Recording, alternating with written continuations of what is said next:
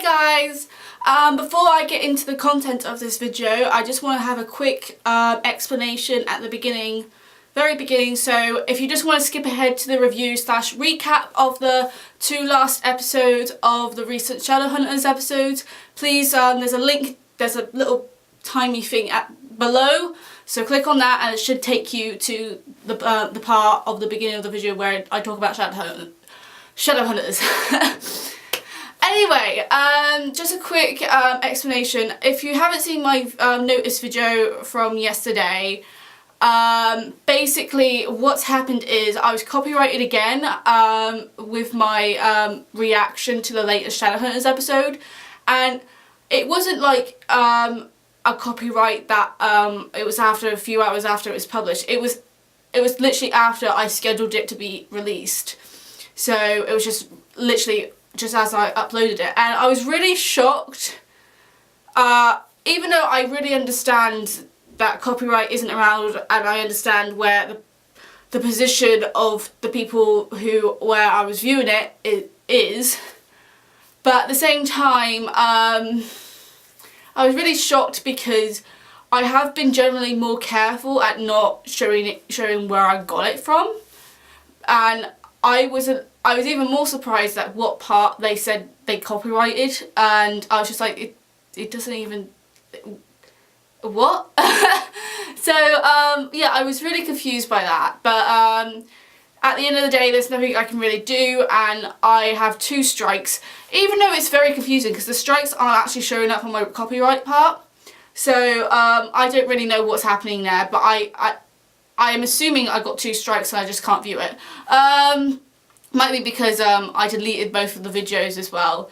So, but anyway, I'm taking it as I got 2 strikes now for copyright, and I really don't want to get a 3rd because aside from all the Shadowhunters reactions that I got on here, there are other videos I got on here, and I don't want stupid copyright to be the reason where I lose all my content, basically. So yeah, I decided from now on, when it comes to Shadowhunters and possibly other TV shows, because I am looking into possibly having reacts, well, not anymore reacts, but doing reviews on TV shows or TV episodes and everything. I'm trying to go for TV series that are not so popular. But anyway, so I've decided to do a bit of a recap as well as a review. So I would talk about what happened in the episodes basically, and then I would give my intake on it and everything like that. So I hope you all understand what my position is as well, because I know I've only just been doing Shadowhunters reactions recently due to my university work, but I'm hoping to do more personalised as well as helpful content in the future. So yeah, I hope everyone understands where I'm coming from on this, and I am really sorry though, and even though I have enjoyed doing my reacts because I love reading your comments down below, I am actually a tiny bit relieved that I'm not doing it anymore personally, because even though I enjoyed it, it took a lot out of my day just to edit it and sync it up and everything. So yeah, I'm both grateful, but also I am a little bit sad that it has come to this.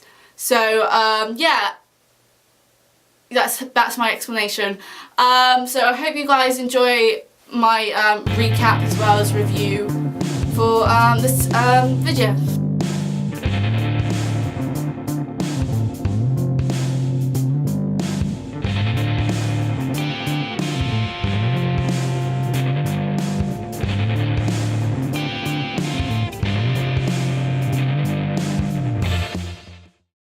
Hey guys, welcome back to Goldilocks Original. I am Rose, as you should know by now. Oh, if you don't, hello. I always manage to fuck it up. I am Rose. Oh god. Today is just But you're not here to learn about my day. You're here to have my thoughts and a recap of what happened over the last 2 episodes of Shadowhunters. This was the 2 mid-seasons finale. 2-hour special, and I had a lot of reactions to it, and I can't wait to tell you about them. I would pronounce the title of this episode, but I can't remember on the top of my head, and I think one of the episode titles as well is something that I can't pronounce, or it's both of them, and I can't pronounce it. Dyslexic here. So I'm just going to leave a title down here. It might be here now, hopefully. Video 9, we open with Clary getting ready for her execution, which we all know isn't going to happen, but it's a nice little thing to go through. And it sort of reminded me of the Handmaid's Tale. I haven't actually watched it, but I've seen trailers of it, and it's on my to watch list, so keep an eye out for that. And so, yeah, she's being led out to her execution, where we see one of the circle members get put on fire and his body thrown away like, ugh. So with the episode with Clary, we're going to go through Clary's progression through this episode first. We see her just watch people get executed left, right and centre, and then that's where we meet Iris again. And if you guys can't remember her, she was in the first part of the season 2, and she was the witch who was going to bring Clary's mother back to life before she changed her mind. And she's also Madsy's grandmother, or legal guardian. I'm not so sure what she is to Madsy. I know she was very close to her until she got sent to the Clave. We see Iris and Clary talking, and she's just like to Clary, you don't deserve this, you helped us all, and blah blah blah blah, all that jazz. And then we get into the revelation that Gia, the... What do we call Gia? She's the head of the Clave, basically, or head of all Shadowhunters, basically. And Iris reveals that Gia wanted Iris to bring Valentine back to life to figure out what Lilith wanted, because Jace was digging up Valentine's grave for some reason. They don't know why yet, but we do. And so Iris outright refused to do it, which is what a sane person does, but clearly Clary is not sane at the moment, which I can't really blame her for all the crap that has gone on through the last few episodes. And just as she's being led up to her execution, she declares she can bring Valentine back to life as she can create runes. And this is a clear reference to the book. If you haven't read the books, spoiler alert, it's not technically Valentine that Clary brings back to life, but it's another Shadowhunter, and it's only for a brief moment, just to find out what is happening in New York at that time. So back to the TV series though. So Clary does as she does what Gia wants and brings Valentine back to life against the will of the angels, so I feel like that's going to bite her in the ass one day. Valentine comes back to life as a true zombie, and I'll say... And when I say true zombie, I mean true zombie. But anyway, Clary and Valentine get into discussion after Valentine declares that he will not talk to any of the Clave apart from Clary, because she is his daughter. So they get a little bit of talking about how Clary is his greatest creation, and Clary's just like, bitch please. And then they go on to talk about Lilith. And at this point, this is where all the fans are just like, oh come on, we already know this information. But at the same time, Clary doesn't know it, so she needs to learn it. And quickly she realizes that Lilith is her... I never know what to call Jonathan. Well, like, so Jonathan or Sebastian, I don't know. So she learns that Lilith is her brother's blood demon mother. And this is where she learns that she's trying to bring Jonathan back to life, and blah blah blah. And Clary comes to this realization, we're all fucked. Let's just die. Rewind to the fact that the Clave has overheard this, and they are going to kill and burn Valentine's body for good this time. And then I don't know how Valentine managed to get out of those locks. Must be because he was like a zombie, so had like some kind of super strength. But anyway, he manages to get off the table, nearly kills Gia, and Clary manages to sort of stop him in a way. I don't know if Gia was actually killed or not. But anyway, as they try to kill him, they learn he is unkillable, which is why he's a zombie.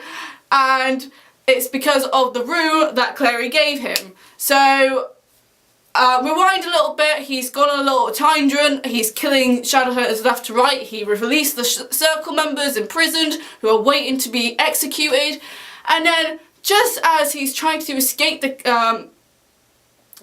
guard, the clave, I don't know, there's so many words, Clary finds him and says she'll escape with him, and unlocks the door for him. I don't think he was able to use the runes because he was the undead.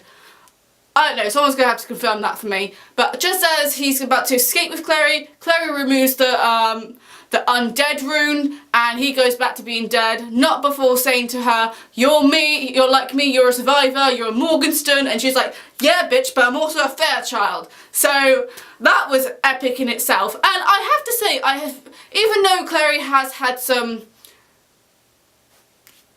like oblivious moments, they're sort of oblivious in an understanding way, and she has become more badass this part of the season, and I'm just like, I'm really liking her character more than I did in the books, and that's just my perspective. Other people are going to have other perspectives as well, so leave your comments down below. But just as she's just killed Valentine, she's about to escape when a guard comes to stop her, and I immediately knew as he was moving around and put the cuffs on Clary that it was Jace. I was like, oh my god, that's Jace, isn't it? It's just like how he moved and everything. I was just like, that's Jace. And then just as he reveals himself, before he actually reveals himself, he puts his hand into Valentine's body, and I really didn't know what it was until later on when he said, in the next episode when he said it was his rib, but it looked really gross, and I was just like, oh my god, what is that? So he gets the rib from Valentine, he reveals himself and says, "My queen needs a piece of Valentine and your heart," which I was like, oh shit.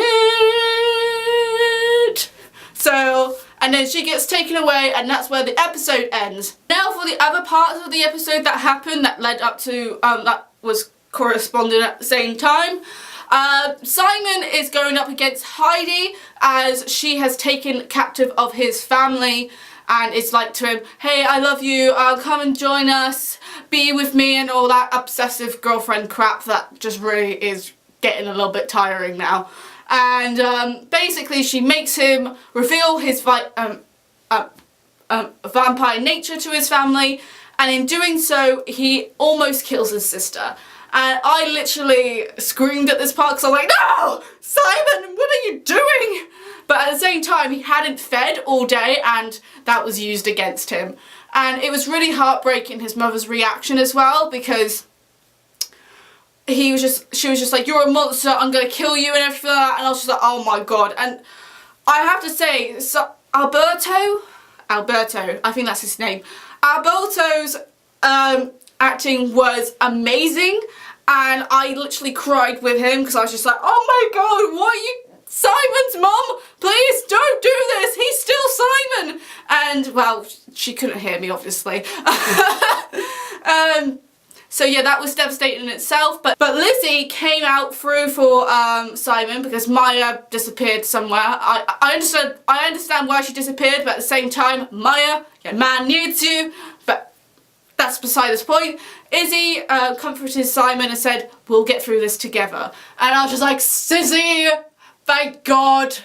Yes, I live." The parts of the story as well was the Alec trying to find a way to bring Jace back from Lilith's control, and Magnus had figured out a way, and that was to get a bunch of warlocks, use all their powers and thrush it on Jace, and that should have enough effect to get him out of Lilith's control.